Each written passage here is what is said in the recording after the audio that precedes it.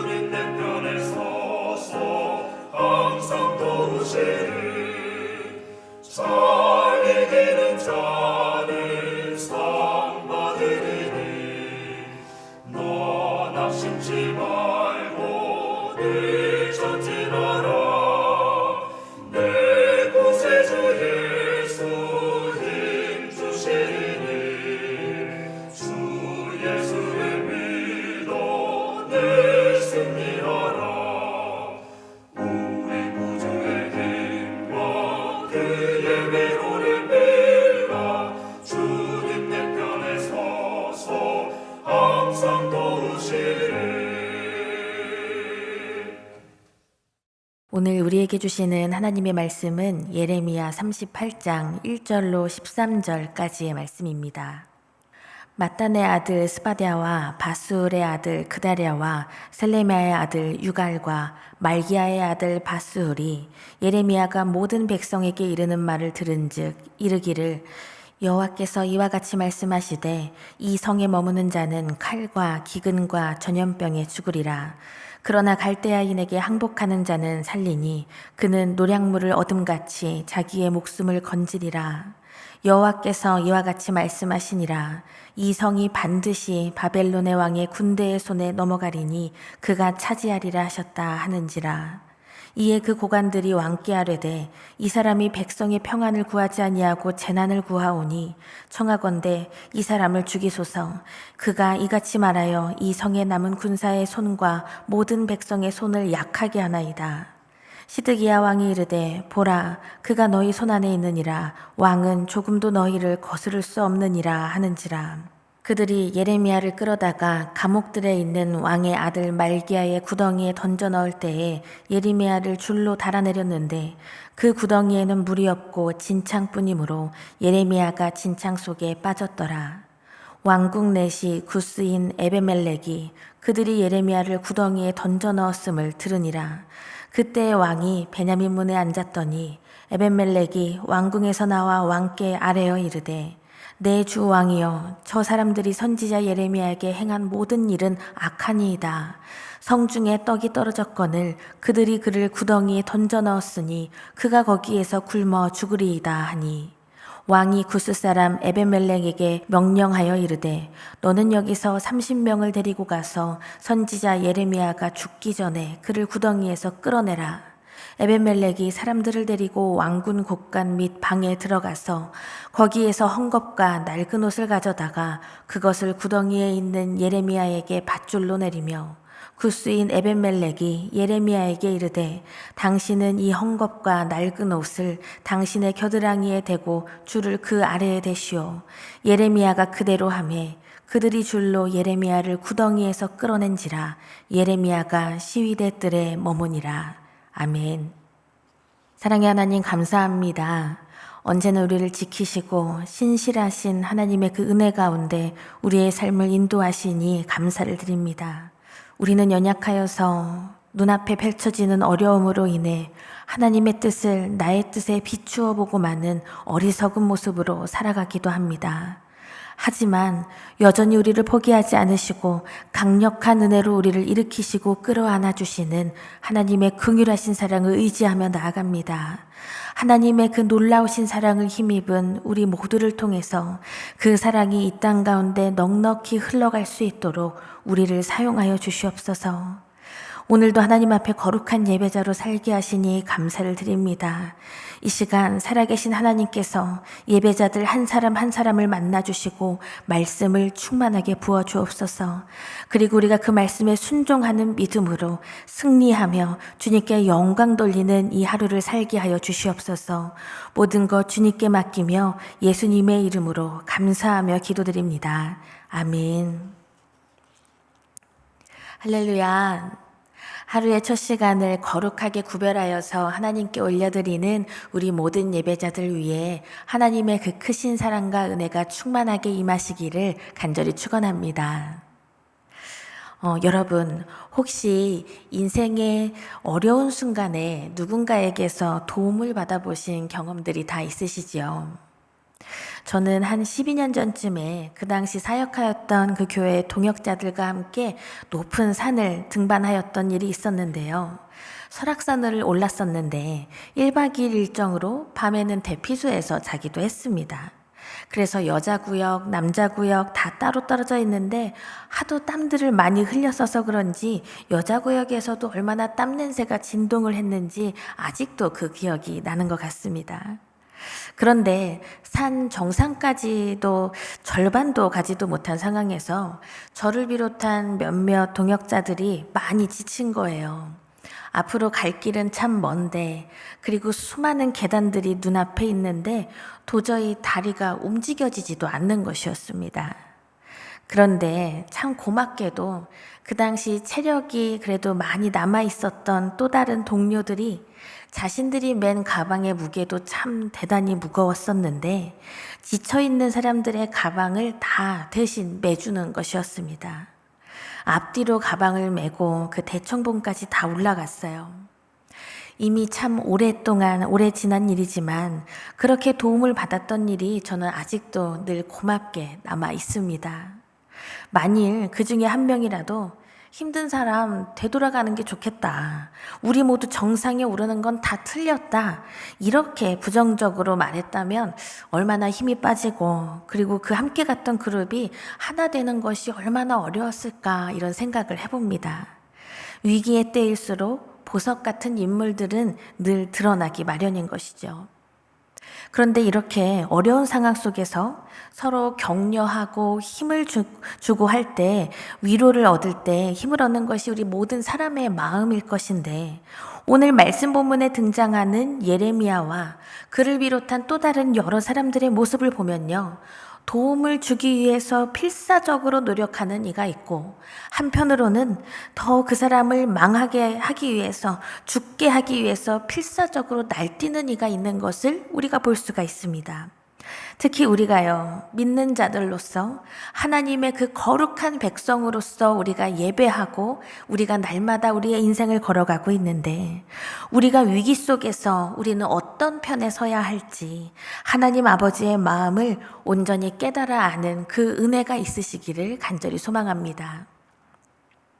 오늘 말씀 속에서 예레미야는 하나님께서 주신 말씀을 변함없이 선포하고 있습니다. 이 성은 멸망할 것이다. 이 남유다는 이제 다 끝났다. 바벨론에게 이제 항복하고 다 고개를 숙이며 나아가자. 이렇게 말씀을 선포하지요. 그런데 이 예레미야가 선포한 이 말씀은 한두 번 선포한 말씀이 아닙니다. 잘 아시죠? 하나님께서는 유다 백성들에게 예레미야를 통해서 끊임없이 이 말씀을 하셨어요. 그런데 좋은 소리도 반복되면 사실은 진리죠. 그런데 망하게 될 것이다. 그러니까 저 적국에게 항복해라. 이러한 말을 계속 듣는 것도 이 유대 백성들 속이 편치는 않았을 것입니다. 더군다나 하나님의 백성이라고 불리는 이들에게 항복해라, 멸망할 것이다. 이러한 말씀은요, 우리에게는 어울리지 않는 말씀이지 이렇게 착각하게 만들기도 하는 것 같아요. 그러나 하나님 아버지의 그 말씀은 변함이 없습니다. 거짓 예언자들이 판을 치고 헛된 소망으로 이 유다 백성들을 속이려고 하는 그 지도자들과 고관들은요, 예레미야가 선포하는 이 하나님의 말씀이 정말 싫게 느껴지고 있었어요. 화가 나고 있었어요. 게다가 무능력하게 보이는 그 당시 왕은 또다시 이 애굽에게, 이집트에게 붙어서 또 살려달라고 할까? 아니면 이제는 예레미야가 선포하는 말씀에 조금 귀를 기울여야 할까? 이렇게 우유부단하게 서 있습니다. 바로 시드기야 왕이 그렇게 하고 있었지요. 이 유다의 고관들은 이 예레미야를 바벨론을 지지하는 그러한 모습으로 몰아세우고 그를 끌고 가서 매질을 하고 서기관 요나단의 집에 있는 웅덩이에 가두는 일을 하기도 했습니다. 그러나 시드기야 왕의 명령으로 다시 예레미야는 왕궁으로 돌아올 수가 있었죠. 그런데 예레미야는 아무리 왕의 도움을 받았다 할지라도 왕에게 변함없이 그 말씀을 선포합니다. 여호와의 말씀입니다. 왕은 바벨론 왕의 군대에게 그 손에 다 넘겨질 것입니다. 그리고 이 선지자는 왕의 뜰에 머물면서도 그저 가만히 있지 않았어요. 만나는 사람들이 좀 자주 오고 갔던 것 같은데 만나는 모든 사람들에게 우리가 항복하는 것만이 살 길이다 계속해서 설득하고 있었습니다. 그런데 이 하나님의 말씀 앞에 끝까지 순종하지 못하고 이 하나님의 선지자를 죽이려는 자들이 오늘 등장하고 있는데요. 본문의 1절 말씀을 보시면 mattan의 아들 스바랴와 바술의 아들 그다랴와 셀레미야의 아들 유갈과 말기야의 아들 바술이 예레미야가 모든 백성에게 이르는 말을 들은즉 이르기를 말씀합니다. mattan의 아들 스바랴, 바술의 아들 그다랴, 이런 이름은 오늘 이 본문에만 등장하는 이름이거든요. 그리고 함께 등장하는 유갈, 바술까지 이 본문에 나오는 이 사람들이 어떤 사람들인지 누구인지 아주 명확하게 설명하기는 어렵지만 분명한 것은요, 이 시드기야 왕이 이들의 요청을 거스를 수 없느니라 라고 나중에 말하는 것을 보니까 이 사람들은 아마 고위 관료였을 것이다 이렇게 생각할 수 있겠습니다. 그런데 이들이 듣게 된 예레미야의 선포는 이렇습니다. 2절 3절 말씀을 보시면 여호와께서 이와 같이 말씀하시되 이 성에 머무는 자는 칼과 기근과 전염병에 죽으리라. 그러나 갈대아인에게 항복하는 자는 살리니 그는 노량물을 얻음같이 자기의 목숨을 건지리라. 여호와께서 이와 같이 말씀하시니라. 이 성이 반드시 바벨론의 왕의 군대의 손에 넘어가리니 그가 차지하리라 하셨다 하는지라. 아멘. 함께 읽은 이 말씀 가운데 어떤 단어와 표현이 먼저 눈에 띄십니까? 이 성에 머무는 자는 죽으리라. 이 성이 바벨론 군대의 손에 넘어가리라. 이 말씀이 혹시 먼저 보이시나요? 그런데 우리가 주목해야 할 말씀과 대목은 이 부분입니다. 그러나 갈대아인에게 항복하는 자는 살리니 그는 노량물을 얻음같이 자기의 목숨을 건지리라. 아멘. 그러니까 바벨론에게 항복하면 살 것이다. 그 목숨을 건질 것이다. 이렇게 예레미야가 선포하고 있는 것이죠. 이 심판의 메시지 속에 있는 하나님의 이 구원의 약속, 생명의 약속, 회복의 약속이 보이십니까? 하나님의 이 심판의 목적은요, 그저 멸망시키겠다라는 것이 아닙니다. 회개하고 자복하고 돌아와라. 그 순종하는 믿음으로 다시 회복하자라는 하나님의 그 긍휼하신 사랑이 담겨져 있습니다. 하나님이 원하시는 것은요, 온전한 회복, 영원한 생명을 누리는 것입니다. 사랑하는 여러분, 하나님 아버지의 이 놀라우신 뜻하심, 이 긍휼하신 사랑이요, 지금도 우리에게 임하고 있음을 믿으시기를 바랍니다. 하나님은 우리를 하나님의 온전한 자녀로 회복시키기 위해서 오늘도 지금도 우리 가운데 역사하고 계십니다.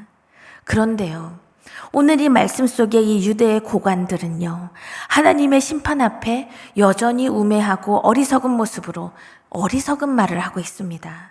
본문 4절을 보시면, 이에 그 고관들이 왕께 아뢰되 이 사람이 백성의 평안을 구하지 아니하고 재난을 구하오니 청하건대 이 사람을 죽이소서.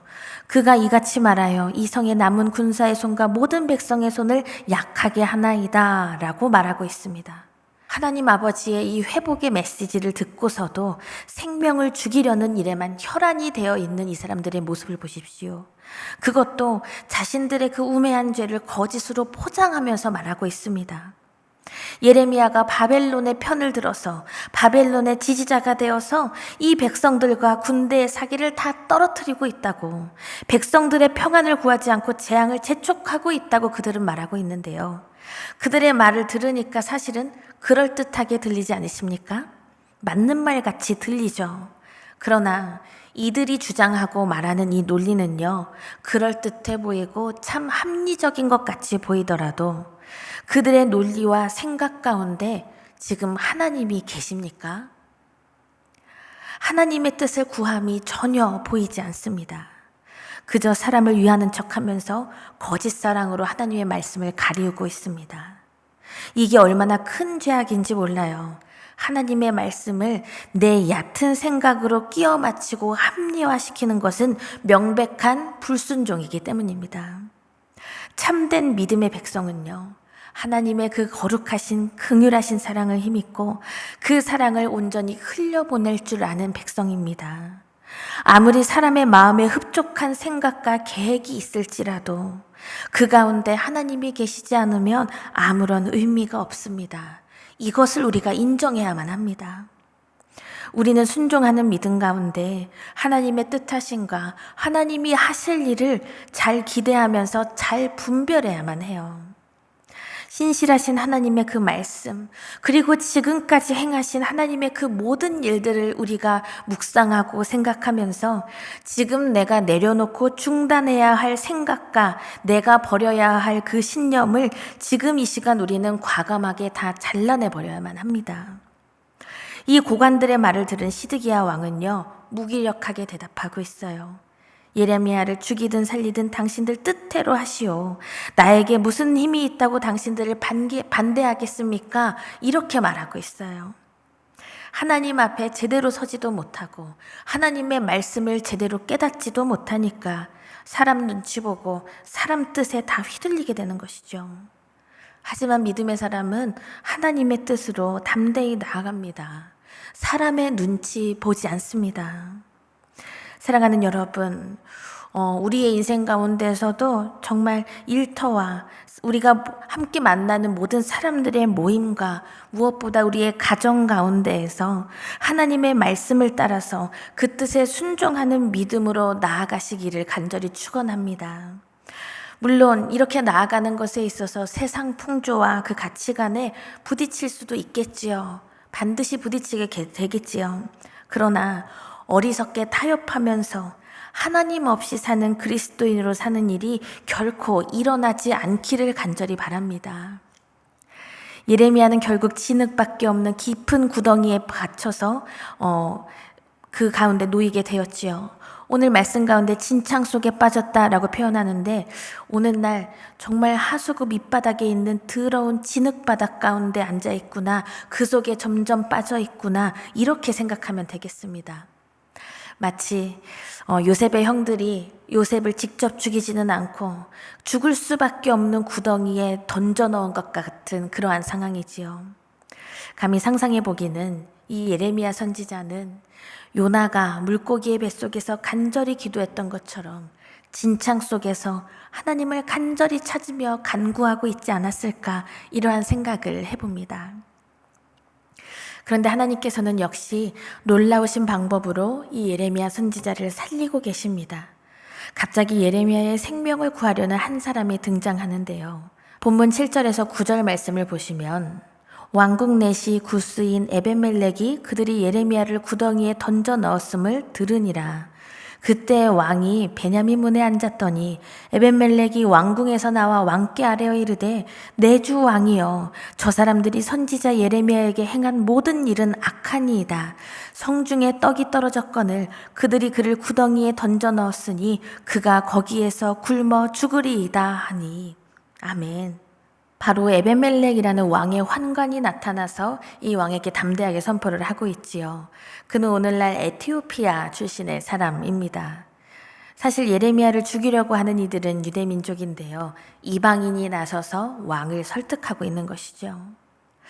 얼마나 이것이 대단한 일인지 모르겠습니다. 사실 이 왕의 환관은 목숨을 걸고 많은 사람들 앞에서 왕에게 선지자를 살려달라고 구한 것이죠. 그는 그저 예레미야가 불쌍한 처지라서 도운 것이 아닙니다. 그를 하나님의 말씀을 선포하는 선지자로 인정했기 때문에 담대하게 그를 구해야만 한다고 나아온 것입니다. 그러자 무능하기만 했던 시드기야 왕은요, 예레미야를 살리자는 말에 다시 동의하면서 그를 살리죠. 이후의 말씀을 보면 구스인 에베멜렉이 예레미야에게 이르되 당신은 이 헝겊과 낡은 옷을 당신의 겨드랑이에 대고 줄을 그 아래에 대시오. 예레미야가 그대로 하매 그들이 줄로 예레미야를 구덩이에서 끌어낸지라. 예레미야가 시위대 뜰에 머무니라. 아멘.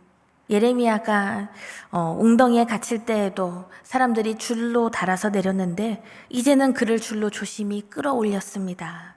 얼마나 놀라운 일이고 이 얼마나 하나님께서 역사하신 통쾌한 일이 아니겠습니까? 하나님은 이렇게 놀라우신 하나님의 방법으로 우리를 살리시고 구원하시고 일으키시는 우리의 하나님 되십니다. 예레미야를 죽이자는 말에도 동의했던 시드기야 왕을 사용하셔서요, 다시 예레미야를 살리셨습니다. 하나님의 언약 밖에 있다고 여겨지던 이방인 단 한 사람을 통해서 하나님의 모든 구원의 손길을 모든 고관들과 위정자들, 총통치자들 앞에 다 보여주신 것이죠. 사랑하는 여러분, 이 예레미야의 처지를 보십시오. 구덩이에도 떨어졌다가 다시 들어 올려져서 감옥들에 거하다가 다시 진창 구덩이로 던져지는 신세가 되었지만 그가 선포한 하나님의 말씀은 하나님의 그 섭리 안에서 여전히 멈춤 없이 이루어지고 있습니다. 하나님의 말씀은 결코 사람의 힘으로 가둘 수 있는 것이 아닙니다. 하나님의 그 놀라우신 말씀 앞에, 하나님의 그 세밀하신 일하심 앞에 나의 생각과 나의 뜻 다 내려놓고 순종하는 믿음으로 오늘 이 하루 하나님 앞에서는 이 하루가 되시기를 바랍니다. 사실 우리가 이 땅을 살아갈 때 바로 지금 내 눈앞에 펼쳐지는 어려운 일들이 참 많이 일어나고 있지요. 그때 하나님과의 깊은 관계에 놓여 있는 사람은요, 그러한 믿음의 사람은 생명을 살리는 일에 앞장서게 됩니다. 하나님의 편에 서게 됩니다. 하나님께서 여러분의 삶을 빈틈없이 도우시고 우리가 헤아릴 수 없는 능력으로 일하심을 믿으십시오. 그리고 하나님께서 우리를 향해서 온전히 보여주셨던 그 신실하신 사랑, 그래서 그 하나님을 신뢰하는 믿음으로 하나님 말씀에 온전히 순종하면서 하나님의 사랑이 여러분을 통해 넘치도록 흘러가고 하나님의 뜻이 우리의 삶과 이 땅 가운데 온전히 이루어지는 역사가 임할 수 있도록 오늘도 하나님 앞에 간구하고 그 놀라운 역사를 경험하고 목도하는 이 하루가 되시기를 간절히 축원합니다. 다 함께 주기도문 하시며 오늘의 예배를 마치겠습니다. 하늘에 계신 우리 아버지여, 이름이 거룩히 여김을 받으시오며 나라가 임하시오며 뜻이 하늘에서 이루어진 것 같이 땅에서도 이루어지이다. 오늘 우리에게 일용할 양식을 주시옵고 우리가 우리에게 죄 지은 자를 사하여 준 것 같이 우리 죄를 사하여 주시옵고 우리를 시험에 들게 하지 마시옵고 다만 악에서 구하시옵소서. 나라와 권세와 영광이 아버지께 영원히 있사옵나이다. 아멘.